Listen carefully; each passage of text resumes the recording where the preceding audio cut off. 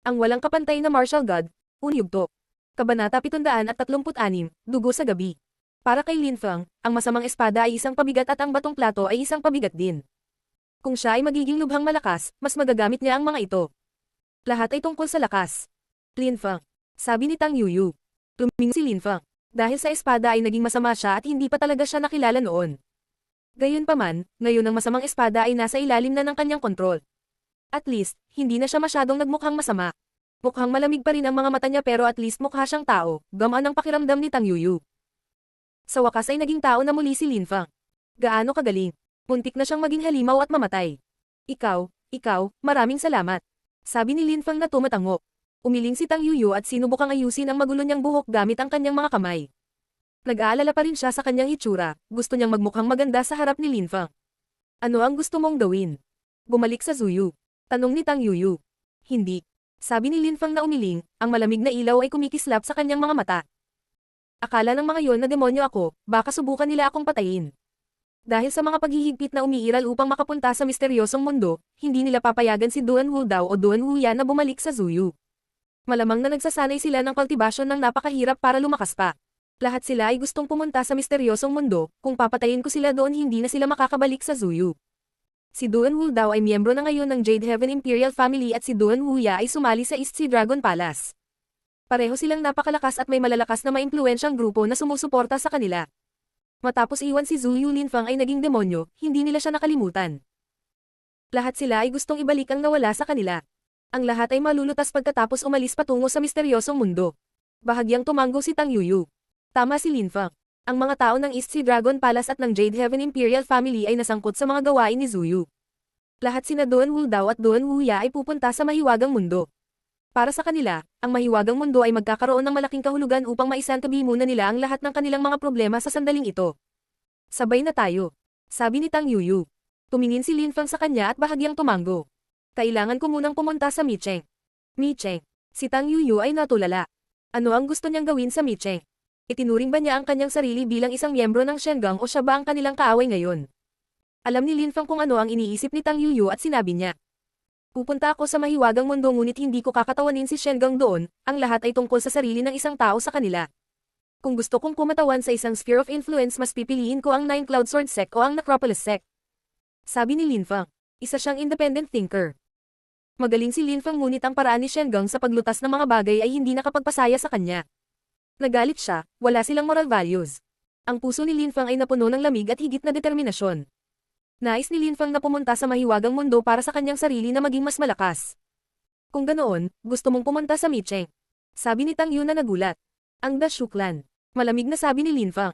Ang puso ni Tang Yuyu ay napuno din ng lamig sa sandaling iyon, ang Dashu Clan ay mapapawi. Ang Dashu Clan ay lumahok sa massacre sa Zuyu. Kahit na si Dashu Kong ay pinatay ni Lin Feng, hindi sila bibitawan ni Lin Feng. Hindi pa tuluyang umalis sa puso niya ang demonyong nasa puso niya, para siyang mamamatay tao.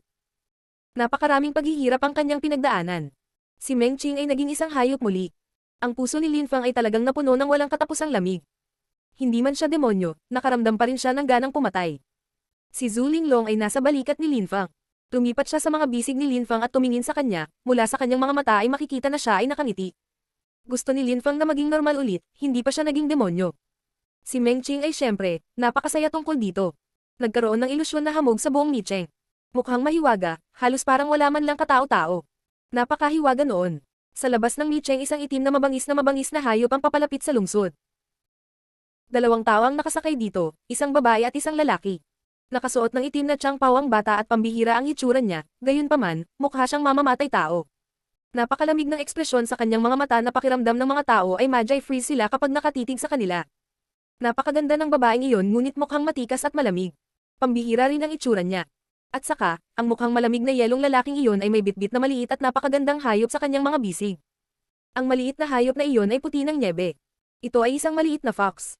Bukod dito, ang kanyang mga mata ay napakaganda at parang sa isang celestial na nilalang. Bumalik ka. Sabi ni Lin Feng habang tumatalon sa likuran ng mabangis na hayop. Agad na bumalik ang halimaw sa sarili nitong kagubatan. Tumalon sa lupa sina Tang Yuyu at Lin Feng at lumipat patungo kay Micheng. Ang great competition ng Zuyu ay natapos na. Ang Micheng ay isang napakatahimik at mapayapang lungsod sa sandaling iyon. Sa malawak na lungsod, hindi napagtanto ng mga tao na ang isa sa apat na pinakamalaking grupo ng impluwensya ay malapit nang mawala sa lungsod, ang Dashu Clan. Ito ay isang mapayapa ngunit malungkot na gabi. Sariwa ang hangin at ang banayad na simoy ng hangin ay tumatawid. Gayunpaman, ang kapaligiran sa Dashu Clan ay hindi lang malamig, naramdaman nila ang lamig ng yelo. Kumalat ang balita na pinatay si Dashukong sa Zuyu. Alam nila na siya ay pinatay ng kanilang kaaway, si Linfang. Ang balitang iyon ay nagpagalit sa Dashu Clan. Kung totoo ang balita, ito ay isang sakuna para sa kanilang angkan at ang kahihinatnan ay magiging walang kasing lupit na sakuna. Ang kanilang nag-iisang cultivator ng Tianqi layer ay namatay. Ang mga kahihinatnan ay magiging trahedya. Ang tatlong iba pang mga grupo ng impluwensya sa Micheng ay hindi hahayaang mamuhay sila ng mapayapa, lalamunan nila sa magbibigay ito ng pagkakataon sa iba pang mas maliliit na maimpluwensyang grupo ng Micheng na bumangon din. Ang Dashu Clan ay malalamon ng lahat ng grupong iyon. Ang balita ay nagpagalit sa Dashu Clan. Sa makatuwid, ito ay isang napakalamig na gabi para sa kanila. Nasa meeting room silang lahat at pinag-uusapan ang future ng clan. Hindi nila alam na may isang taong parang multo ang pumasok sa kanilang angkan at hinahabol sila. Isang espadang chi ang kumalat sa hangin at naglalabas ng ilang banayad na tunog sa kadiliman ng gabi. Gayunpaman, ang enerhiya ng espada na iyon ay hindi masyadong banayad, maaari itong pumatay ng mga tao. Napakabilis, ang mga tao ng Dashu Clan ay napalibutan ng dugong chi. May kakaibang naamoy ang mga nagpapatrolyang gwardya ng angkan sa kalagitnaan ng gabi. Gayunpaman, isang itim na silweta ang lumitaw sa kanilang harapan na parang isang masamang espiritu. Ang itim na silweta na iyon ay may hawak na isang uhaw sa dugo na espada, mukhang masama habang may tumutulo na dugo mula rito. Ibinuka nila ang kanilang bibig, gusto nilang sumigaw at humingi ng saklolo ngunit isang pulang ilaw na lamang ang kanilang nakita sa kalangitan na agad nilang nilamon. Tumalsik ang dugo at agad na hinigop sa espadang iyon. Ang itim na silweta ay patuloy na umuusad. Isang banayad na simoy ng hangin ang humahaplos sa katawan ng mga tao na nagpaparamdam sa kanila ng sobrang lamig. Napakalamig ng hangin iyon at naglalaman ito ng ilang dugong chi, paano naging posible iyon? Nagpatuloy ang mga tao sa pag-uusap tungkol sa iba't ibang bagay. Gayunpaman, mukhang nagulat ang pinuno. Tumayo siya at sinabi, parang may tao. Naramdaman din ng mga tao sa meeting hall at naamoy ang ilang dugong chi sa sandaling iyon. Tap tap tap. Kumalat sa himpapawid ang ilang banayad na tunog, tila ba ang kamatayan ay sasapit sa kanila. Unti-unting lumitaw ang itim na ilaw sa meeting hall. Dahan-dahan siyang naglakad papasok.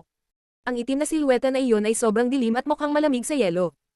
May hawak siyang espada, isang espadang uhaw sa dugo kung saan tumutulo ang dugo. Linfang. Nagsimulang manginig ang mga tao, parang may napagtanto sila. Kilala nila si Linfang, siya ang kampiyon ng Great Competition ng Zuyu. Nakita na siya ng lahat. Alam nilang lahat na si Dashukong ay pinatay ni Linfang sa Zuyu. Hindi pa siya nakabalik sa Dashu Clan. Gayunpaman, lumilitaw doon si Linfang. Si Linfang ay mukhang isang Diyos ng kamatayan at tila ang kamatayan ay naghahanap sa kanila. Itinaas nila ang kanilang mga ulo at nakita ang dalawang duguan na mga mata. Nanginginig ang kamay ni Linfang at binalot sila ng nakakatakot na espada na si Chi, isang pulang ilaw ang nagliwanag sa meeting hall. Ang gabing iyon ay ang kanilang araw ng paghuhukom, sila ay napahamak. Ang walang kapantay na martial god, unang yugto. Kabanata 737, Inaguro. Ang ilang mabangis na hayop ay tumatakbo sa Blackwind Mountain. Ang bawat hayop ay nanatili sa sarili nitong teritoryo, ang batas ng gubat ay naghari. Ang pagpunta sa kailaliman ng tanikala ng bundok ay magdadala sa kanila sa kanilang kamatayan. Sa kailaliman ng kadena ng bundok, mayroong isang lugar na natatakpan ng nyebe sa buong taon. Kung ang mga tao ay lumabag, sila ay magiging malalim sa nyebe. Gayunpaman, ang snow mantle na iyon ay hindi nagpakita ng anumang bakas ng paa. Ito ay mukhang ganap na dalisay. Ang mga tao at mga hayop ay hindi pumunta doon. Hindi kalayuan sa teritoryong nalalatagan ng nyebe, isang halimaw, mas tiyak na isang toro ang dahan-dahang naglalakad. Ang hayop na iyon ay kalahating tao na kalahating hayop. Ang toro na iyon ay pinalaki ng daan-daang taon. Sa sandaling iyon, ang kalahati ng toro ay mukhang tao. Isang hakbang pa at ang toro ay magiging tao na.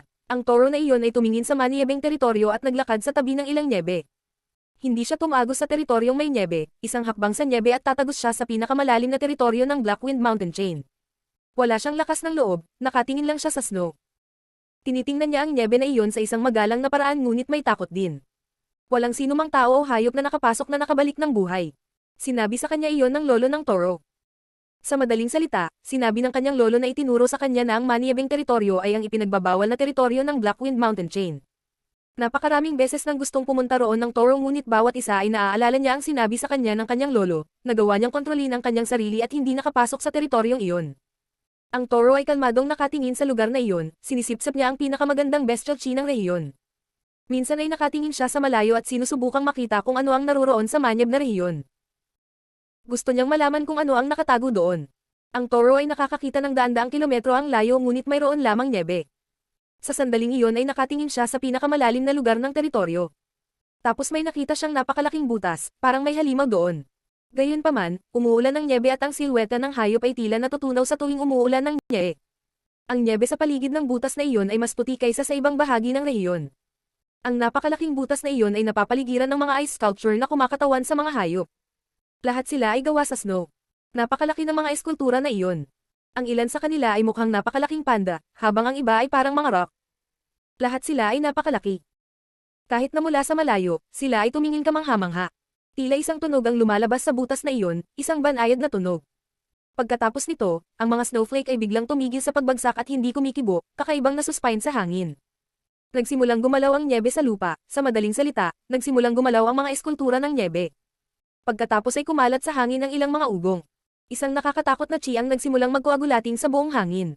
Sa totoo lang, ito ay hindi isang butas, ito ay isang napakalaking mabangis na hayop, isang tunay.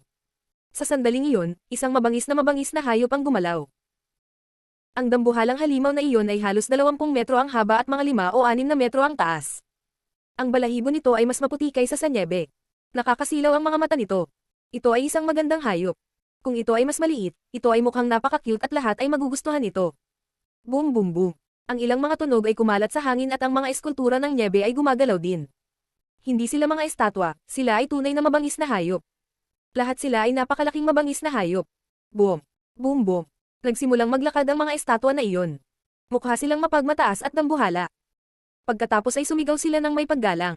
Inang guro. Kahit na mga hayop sila, nakakapagsalita sila na parang tao. Sa gitna, napakaganda ng napakalaking snowy white beast. Tumingin ito sa paligid at tumingin sa isang rock at sinabi, Big Rock, gaano ako katagal natulog? Inang guro, 10 taon ka nang natutulog. Sabi ng malaking rock habang iginagalaw ang mga pakpak nito para mawala ang snow. Ito ay pagiging magalang sa inang guro. Sa mundo ng mga hayop, mayroong napakahigpit na hierarchical rules. Ang pinakamahinang mga hayop ay ang mga alipin ng mas malalakas. Ang mga mahihinang hayop ay palaging napapahiya o pinapatay. 10 taon. Napakatagal na panahon. Bulong ng dambuhalang halimaw.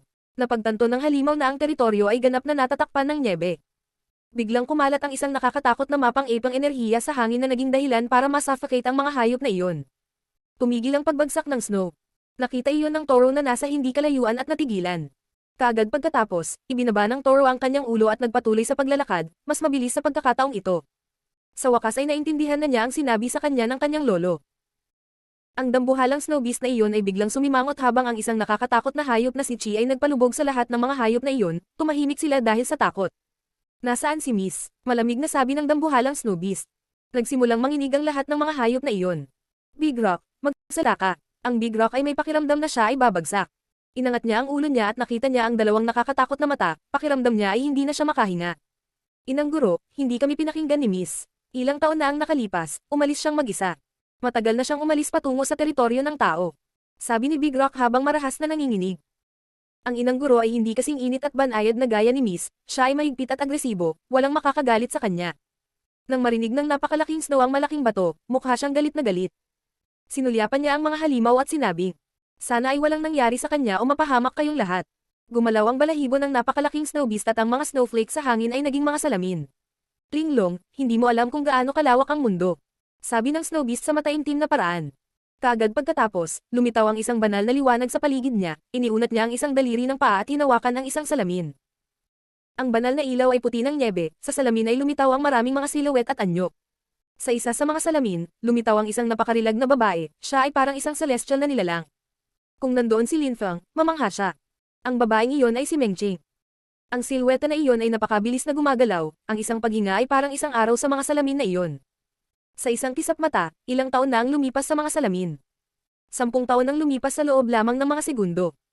Nang makita ng snow beast na si Mengqing ay inatake ng ibang hayop at naging hayop muli, isang tunog ng pagsabog ang kumalat sa hangin at nabasag ang salamin. Ang snow beast ay mukhang madilim. Pakiramdam ng ibang mga hayop ay sinasakal na sila, hindi na sila makalunok. Nanginginig sila, napahamak sila. Tumingon ang inang hayop at tiningnan ng mga hayop na iyon sa malamig na paraan. Ang dambuhalang snow beast ay unti-unting naging tao. Siya ay isang nakamamanghang nasa katanghaliang gulang na babae. She had a snowy white changpao but her eyes looked as ice cold as before. Ang kanyang changpao ay kumikislap at isang snow tower ang lumitaw sa lupa. Agad na tumangkad ang tore na iyon at naging isang napakalaking snow cage, may malaking gate din ito. Pumasok ka sa loob. Dahan-dahan ang sabi ng magandang babae. Marahas na nanginginig ang mga mabangis na hayop na iyon habang nakatitig sa snow tower, takot na takot sila. Kailangan ko bang padalhan ka ng invitation letter? Malamig na banta ng babae. Ang isang nakakatakot na mapang Apple Chi ay pinipiga pa rin ang mga hayop na iyon. Napaungol silang lahat, naging tao sila at dahan-daang naglakad papunta sa snow tower. Nang makapasok na silang lahat, nagsara ang malaking gate. Umaasa ako para sa iyo na ang miss, kung hindi man hindi ka nalalabas. Sabi ng napakarilag na nasa katanghaliang gulang na babae na nakasleeve. Pagkatapos ang snow cage ay naging maliit muli at naging isang maliit na butil ng puting damo. Pagkatapos ay lumipat ito sa katawan ng babae at parang buhok nito. Pagkatapos ay bumangon siya sa hangin at tumingin sa paligid. Nagsimula siyang lumipat patungo sa isang lugar sa Zuyu. Ang bawat hakbang niya ay napakalaki at kaya niyang maglakbay sa malalayong distansya sa ganoong paraan. Ang toro ay hindi nang ahas na itaas ang kanyang ulo, hanggang sa ang napakapangit na hayop na si Chi ay humina. Saka lang siya napatingin sa silhouette sa di kalayuan. Ngayon ay mukha na siyang takot na takot. Ang walang kapantay na martial god, unang yugto. Kabanata 738, ang Imperyong Tianqi. Sa Micheng, ang Dashu clan ay nalipol sa isang gabi. Namatay silang lahat, pinatay ng isang tebak. Isang makapal at makapal na dugo ang dumadaloy sa buong teritoryo nila at naglalaman pa rin ng malamig na chi na naging dahilan ng pag-agos nito. Parang hindi na ito maghihiwa-hiwalay. Pagkarating ni Shengang, agad nilang nakuha ang konklusyon na naroon si Lin. Kahit na siya ay naging isang demonyo, siya ay dumating at nilipol ang Dashu clan. Gayunpaman, nang dumating ang mga taong ipinadala ni Shengang sa teritoryo ng Dashu clan, hindi na nila mahanap si Lin Fang. Sa hilagang bahagi ng Micheng, kung ang isa ay patuloy na pupunta sa malayong hilaga, kailangan niyang tumawid sa ilang malalaking imperyo. Halimbawa ang East Sea Empire, ang Jade Heaven Imperial Family ng Jade Heaven Empire, at iba pa. Sa mga imperyong iyon, mayroong isang partikular na tinatawag na Tianqi Empire. Ang bagay na pinakatanyag sa Tianqi ay ang walang katapusang mga tanikala ng bundok na natatakpan ng nyebe sa buong taon, hindi ito natutunaw. Halos lahat ng lugar sa imperyo ay mga bundok ng nyebe. Bukod dito, patuloy itong umuulan ng nyebe kaya ang kapaligiran, sa buong taon, ay napuno ng mga snowflake. Baka nagkataon lang pero dinala ni Lin Fang sina Tang Yuyu at Zhu Linglong sa lugar na iyon. Natuwa si Zhu Linglong nang makita niya ang lahat ng snow. Agad siyang tumalon mula sa mga balikat ni Lin Fang at naglaro sa snow. Parang gusto niya ng snow, parang bahay niya. Napakalamig dito. Bulong ni Tang Yuyu. Tumanggo si Lin Fang at tumingin kay Tang Yuyu, namumula ang kanyang mukha dahil sa sobrang lamig. Talagang napakalamig ng rehiyong iyon ng nyebe. Kahit na sina Lin Fang at Tang Yuyu ay nakalusot sa pinakatuktok ng Zuan-Chi layer, nanlalamig pa rin sila. Nakakatakot ang temperatura doon. Gayunpaman, hindi natakot si Meng Qing sa lamig. Tuwang-tuwa siya at umiling si Lin Fang, hindi niya alam kung bakit. Kailangan nating tumawid sa Tianqi at pagkatapos ay makakarating tayo sa rehiyon ng gulong, kung saan naroon ang misteryosong mundo. Kumbinsido ako na ang pagtawid sa Tianqi ay ang pinakamahusay na paraan upang makarating doon. Sabi ni Lin Fang. Tang Yuyu bilang tanda ng pagsang-ayon. Si Lin Fang ay may mga kaaway mula sa Jade Heaven at East Sea Dragon Palace, kaya ang pagpunta sa misteryosong mundo sa pamamagitan ng Tianqi ay ang pinakamahusay na paraan para makapaglakbay sila. Ito ay mabilis at ligtas. Ang tunog ng kanilang mga hakbang sa nyebe ang tanging tunog. Si Lin Fang ay tumitingin sa mga bundok. Mayroong maraming malalaking snowy peak. Nakapagtataka, mayroong ilang mga tao na nagsasanay sa paglilinang sa kanila. Kahit na ang kanilang mga katawan ay mukhang nagyelo at sila ay natatakpan ng nyebe, hindi sila umaalis sa manyeb na rehiyon. Boom boom boom. Sa sandaling iyon, nabasag ang isang bundok na nalalatagan ng nyebe. Isang silweta ang lumabas sa bundok at umangat sa hangin. Tapos niyugyug ng taong iyon ang katawan nila at nalaglag ang nyebe sa katawan nila, nakita nila ang mukha niya. Napakalakas ng chi. Sa isip ni Lin Fang, nakatingin sa taong iyon na mukhang bata pa. Mukha ring bata at walang karanasan ang taong iyon, binata na siya. Tumalon siya pasulong sa isa pang bundok at sintok ito. Biglang kumalat ang mga dagandong sa hangin at nabasag din ang bundok na iyon. Ang nyebe ay tumalsik sa lahat ng dako sa kalangitan. Hindi tumigil ang binatang iyon, patuloy itong tumatalon at binomba ang mga bundok gamit ang kanyang kamao. Sa isang iglap, nagsimulang umungal ang isang snow dragon sa di kalayuan at nabasag ang isa pang bundok. Boom boom boom. Mukhang excited ang binata. Patuloy niyang sinuntok ang mga bundok at sinira ang buong lugar. Pagkatapos ay galit na galit siyang sumigaw. Tumayo ka, nagising ang mga nagsasanay ng cultivation at tumingin sa kanya. Nagtataka silang tumingin sa kanya. Huang Fuchong, ano ang gusto mong gawin? Sigaw ng isang taong galit na nagpakaba kay Lin Fang at sa Tang Yuyu. Ang pangalan ng taong iyon ay lubhang kakaiba. Ang pangalan ng kanyang pamilya ay may dalawang karakter Huang Fu at ang kanyang unang pangalan ay binubuo ng isang karakter na Chong. Ang ibig sabihin ng Chong ay insekto o uod. Tawagin mo akong Dahai Chong, masanay ka na. Sabi ni Huang Fuchong habang nakangiti na parang tulala. Panoorin ang pagpunta namin ni Tian Chizu sa mahiwagang mundo ng magkasama. Dahai Chong, dapat sumuko ka na. Hindi ka makakaligtas sa Tianqi. Sabi ng may panunuya. Pagkatapos noon, parang walang pakialam si Huang Fuchong, ngumiti siya at sinabing, magiging asawa ko si Tian Chizu. Sobrang pagmamalabas mo sa sarili mong kakayahan. Patuloy kang mangarap. Lahat ng mga taong iyon ay pinagtatawanan siya, si Tian Chizu ay magiging asawa niya. Sa Tianqi Empire, lahat ay nangarap na makasal sa dalisay at banal na babae na si Tian Chizu. Kaya ba ni Huang Fuchong na gawin iyon? Kahit hindi nila aminin, lahat sila ay natatakot kay Huang Fuchong, napakalakas niya. Ang taong iyon ay hindi masyadong matalino ngunit mayroon siyang napakalaking likas na kakayahan. Magkapit kamay man sila, hindi nila siya kayang talunin. Kung hindi, hindi sila nag-aaksaya ng oras sa paglilinang para kausapin siya, basta na lang nila siya inaatake. Hehe, pwede mo naman akong pagtawanan, ayos lang. Gayunpaman, dapat kang sumama sa akin sa Tianqi at maging mga lingkod ko. Nakangiting sabi ni Huang Fuchong. Nagulat sila at galit na sumigaw. Sa iyong panaginip, mas mabuting maging pinuno ng maraming tao, mas prestihiyoso. Ikakasal ako kay Tian Chizu. Kapag hindi ka dumating, bubugbugin kita hanggang sa magbago ang isip mo. Sabi ni Huang Fuchong habang nanginginig ang kamao, pinagbabantaan niya sila. Ang lahat ay naghila ng mahabang mukha. Kahit na si Huang Fuchong ay nalilito sa isip, ang sinasabi niya sa sandaling iyon ay hindi mga salitang walang laman. Kung hindi sila sumama sa kanya, wawasakin niya sila. Maaari kaming pumunta, ngunit bilang iyong mga kaibigan, hindi bilang iyong mga alipin. Malamig na sabi ng isang tao.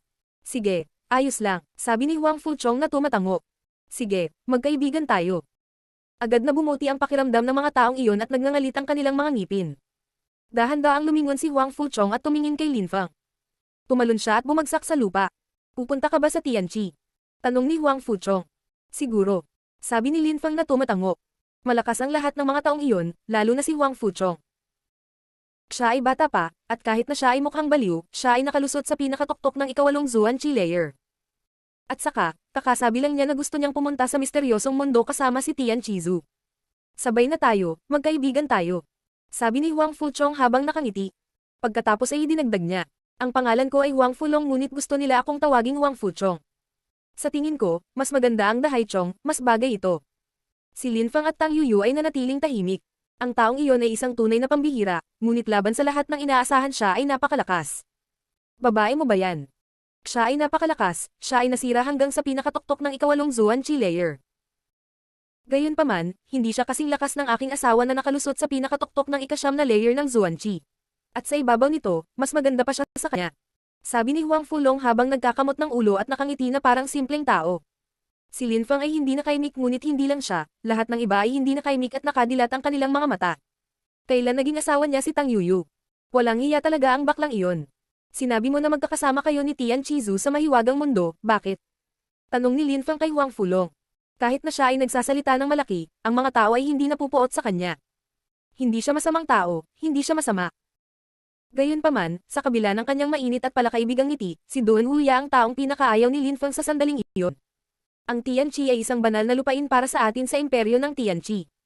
Sa maikling panahon, ang Tianqi Empire ay magpapadala ng ilang tao sa misteryosong mundo. Kailangan nilang pumili ng ilang tao upang pumunta doon, lahat ay maaaring subukan. Sa lakas ko, hindi dapat maging problema ang pagpili. Nang marinig ni Lin Feng si Huang Fulong, kumislap ang kanyang mga mata. Upang makapunta sa mahiwagang mundo, ang isang tao ay kailangang mapili ng isang partikular na grupo ng impluensya. Ang isa ay hindi maaaring pumunta sa kanyang sarili. Sa halip na mapagkunwari na tanggapin ang isang kompromiso at pumunta doon mula kay Shengang, magkakaroon siya ng pagkakataon sa pamamagitan ng Tianqi Empire. Nga pala, ano ang mga pangalan mo? Biglang naisip ni Huang Fulong habang nagkakamot ng ulo, mukhang naiinis siya. Ang pangalan ko ay Lin Feng. Lin Feng, hindi ka mula sa imperyo ng Tianqi. Kung gusto mong pumunta sa misteryosong mundo dapat sumama ka sa akin sa Tianqi. Iyan ang pinakamagandang paraan. Sabi ni Huang Fulong. Ang walang kapantay na martial god, unang yugto. Kabanata 739, mga misyonero. Lumingon si Lin Feng kay Huang Fulong at nagtanong, bakit ang Tianqi ang pinakamagandang puntahan kung gusto kong tahakin ang misteryosong mundo? Lin Feng, parang hindi mo naiintindihan ang balanse ng kapangyarihan sa iba't ibang imperyo. Sabi ni Huang Fulong, sa rehiyon ng Ganyu, mayroon lamang mga imperyo na may katamtamang kalidad, ang kanilang mga teritoryo ay nagpapatunay din kung gaano sila kalakas. Ang Necropolis, ang Jade Heaven Empire, ang East Sea Empire at ang ating imperyo, ang Tianqi, ay nasa rehiyon ng Ganyu. Ngunit ang aming imperyo, ang Tianqi, ang pinakamalakas. Parang proud siya. Tumingin si Lin Feng sa ibang mga tao at nakita na sila ay mukhang solemna at magalang, pati na rin mapagmataas, tulad ng mga bayani. Nagulat si Lin Feng. Gayunpaman, hindi kami ang pinakamalakas dahil mas malakas kami kaysa sa iba.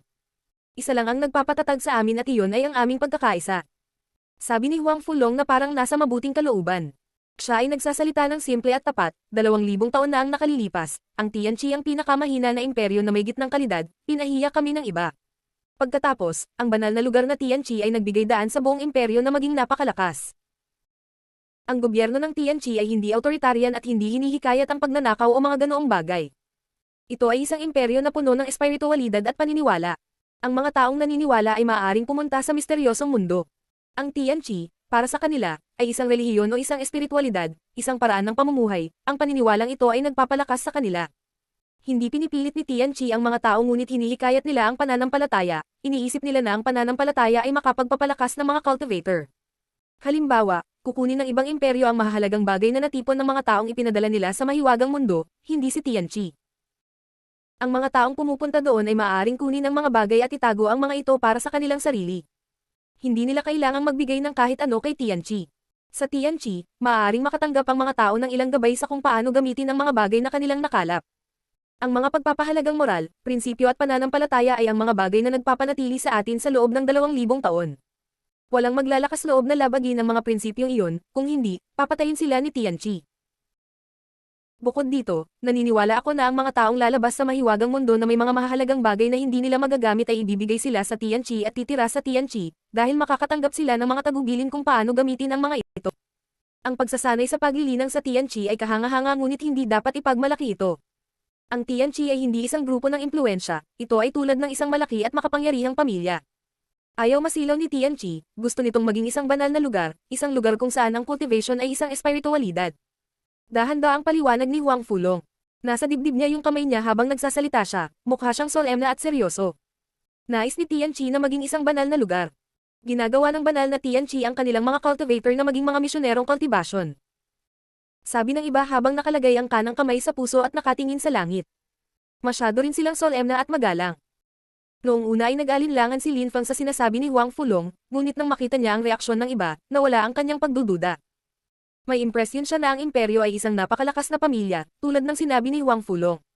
Si Tianqi ay hindi isang grupo ng impluwensya, ayaw nitong mga piyang mga tao at masilaw, gusto nitong lumikha ng mga cultivation missionaries.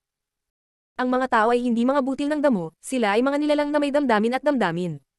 Lahat sila ay may sense of belonging dito.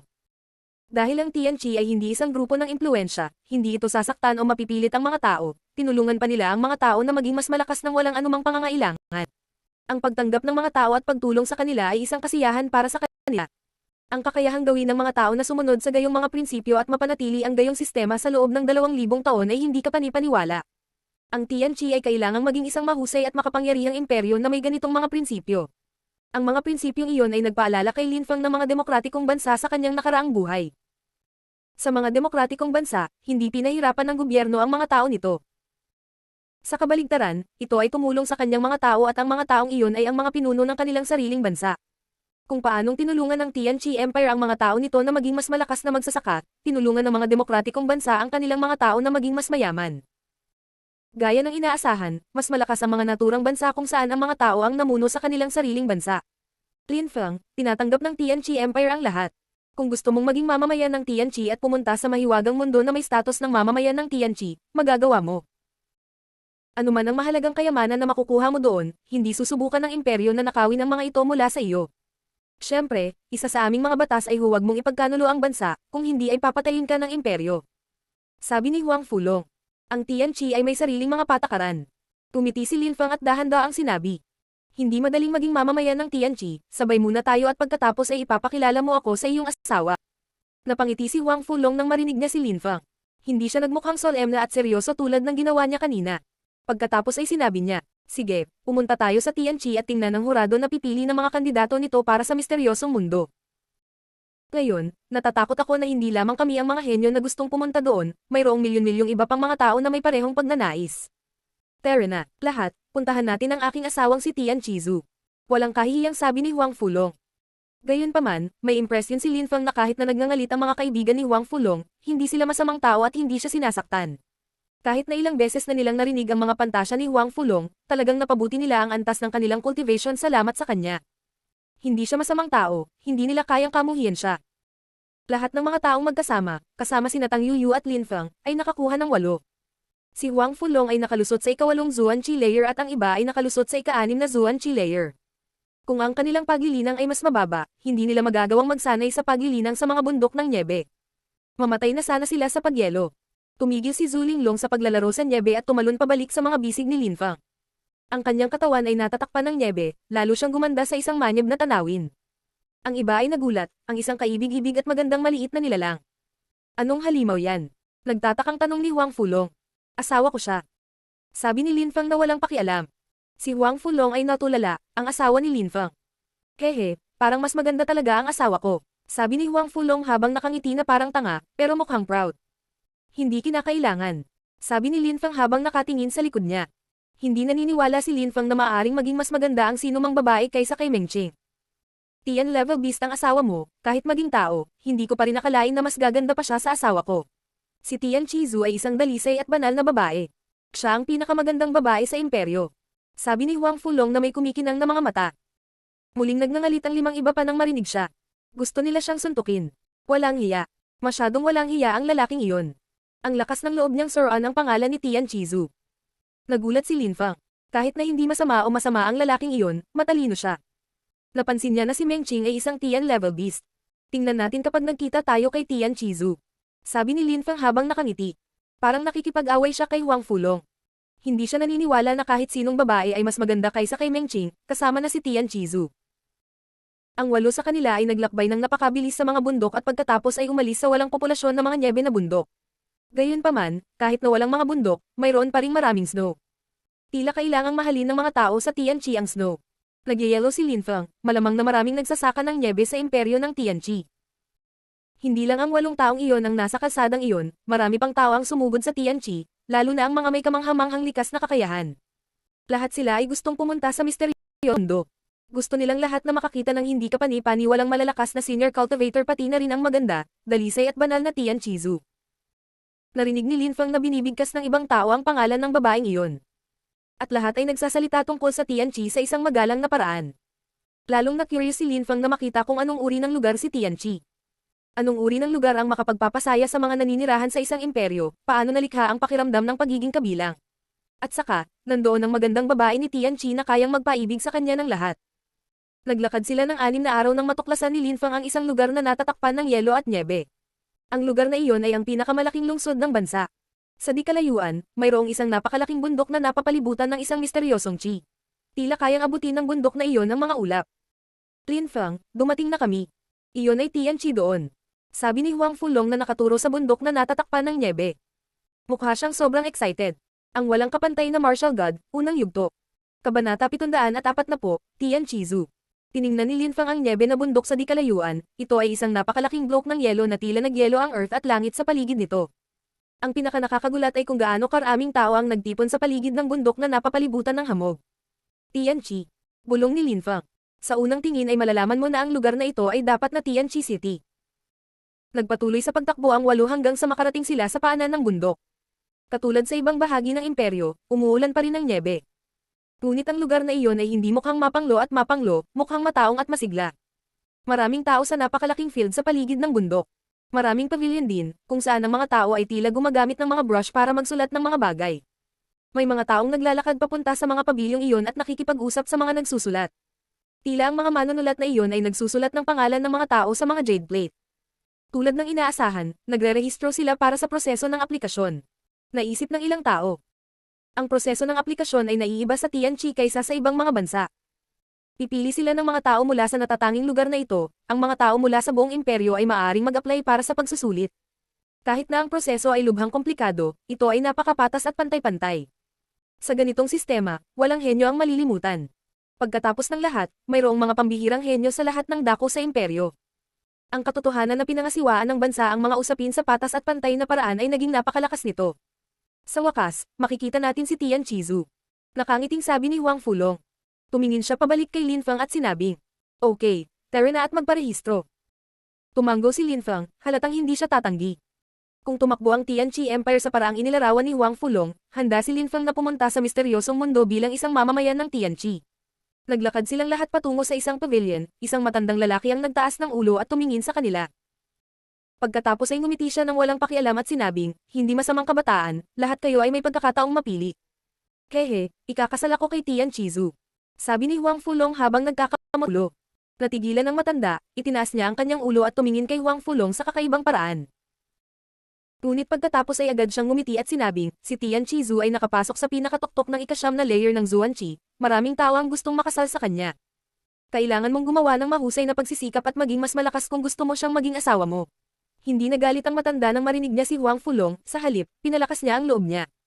Ang paghihikayat ay bahagi ng espiritualidad ng Tianqi. Halika, isulat mo ang iyong pangalan. Sabi ng matanda habang naglalagay ng jade stone sa harapan nila. Isinulat ni Huang Fulong ang kanyang pangalan at ang nakakapagtaka, agad na nawala ang kanyang pangalan. Huang Fulong, sana ay magtagumpay ka, sabi ng matanda habang nakangiti. Pagkatapos ay naglakad siya patungo kay Lin Feng at sinabing, hindi ka taga Tianqi.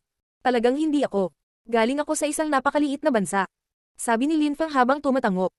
Walang problema, isulat ang iyong pangalan, ngunit tandaan na kung pupunta ka sa misteryosong mundo bilang isang mamamayan ng Tianqi, dapat handa kang maging isa. Sa hinaharap, kung gumawa ka ng anumang bagay na makakasira sa imahe ng ating imperyo, magiging seryoso ang kahihinatnan nito. Matiag ang sabi ng matanda. Hindi man lang siya naging agresibo o nananakot.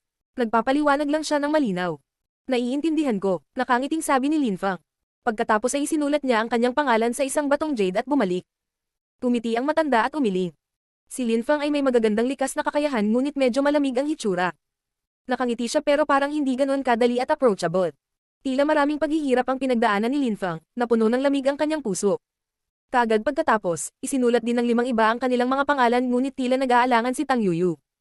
Hindi siya katulad ni Lin Feng, mula siya sa Dragon Mountain. Ngunit hindi sapat ang kapangyarihan ng Dragon Mountain para magpadala ng mga tao sa mahiwagang mundo.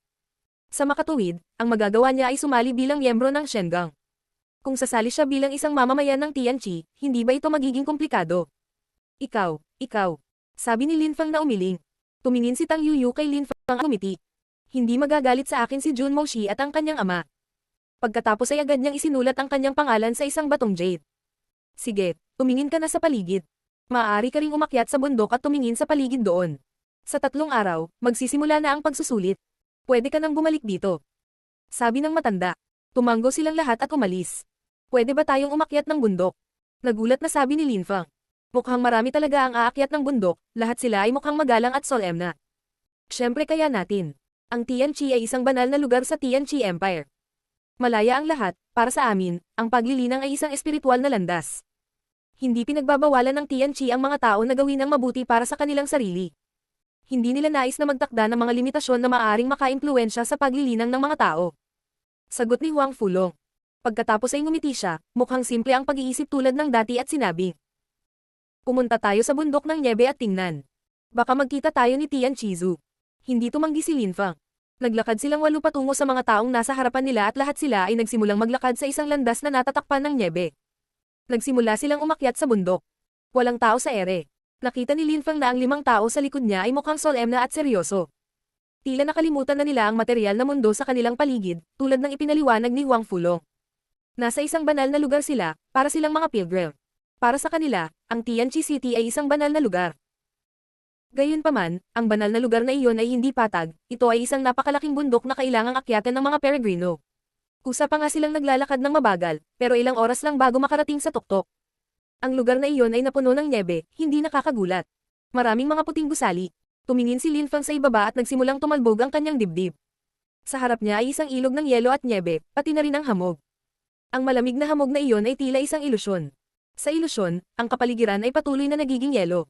Ang hamog ay lalong nagpaganda sa kapaligiran. Tianqi Zhu. Tingnan mo, dali. Si Tianqi Zhu. Sabi ng isang tao sa sandaling iyon na parang excited. Ang buong pulutong ay mukhang nasa sabik at nakatingin sa malayo. Si Huang Fulong ang pinakamabilis na umikot. Sa isang iglap, napatingin siya sa pinakatuktok ng bundok kung saan may silhouette. Ang taong iyon ay kasing puti ng niebe at nakatingin siya sa malayo. Siya ay tumingin kalmado at matahimik, siya ay kasing ganda ng snow. Ang hindi lang maputi sa katawan niya ay ang itim niyang buhok kung saan nakapatong ang mga snowflake. Ang ganda naman. Napakaganda ni Tianqi Zhu at nakapasok siya sa pinakatuktok ng ikasyam na layer ng Zuanqi. Napanda niya. Naisip ng ilang tao sa karamihan habang nakatingin sa snowy white silhouette na iyon. Lahat sila ay parang sinasamba siya. Si Tian Chizu ay ang banal na babae ni Tian Chi. Siya ang babaeng pinapangarap ng maraming lalaki. Tian Chizu, akin ka, sabi ng isang boses na pumutok sa langit. Nagulat ang mga tao at napalingon. Hindi nakaimik si Linfeng, umatras siya ng ilang hakbang tulad ng iba. Maraming tao ang mukhang excited. Walang galit, lahat sila ay nanonood lang kay Huang Fulong at Tian Chizu. Bastos. Walang hiya na lalaki. Bakit niya sinasabi yun? Masyadong mataas ang tingin niya sa sarili niya. Ang ilang mga tao ay nagngangalit ang kanilang mga ngipin. Gayunpaman, hindi sila pinansin ni Huang Fulong, nakatitig lang siya kay Tian Chizu habang nakakuyom ang kanyang mga kamao. Desidido siyang makuha siya at pakasalan siya. Ibinaba ni Tian Chizu ang kanyang ulo nang marinig siya, ang mga tao ay namangha, mukhang kinakabahan. Nilinggan lang ni Tian Chizu si Huang Fulong. Napatingin siya sa kanya na walang emosyon. Pagkatapos ay tumalikod siya at nawala sa larangan ng pangitain ng mga tao. Ang yabang at eleganteng babae. Akala Tang Yuyu. Babae siya, nakikilala niya kapag mayabang ang ibang babae, kahit na sumulyap lang siya sa kanya saglit. Kasing ganda niya ba ang asawa mo? Tanong ni Tang Yuyu habang nakatingin kay Zhu Linglong sa mga bisig ni Linfeng. Si Linfeng ay naging demonyo para sa kanya kaya gusto ni Tang Yuyu na malaman kung anong uri ng babae ang makakapagpabaliw kay Linfeng. Siyempre, higit pa, sabi ni Linfeng na may banayad at mainit na ngiti. Siya tunog ganap na tiyak.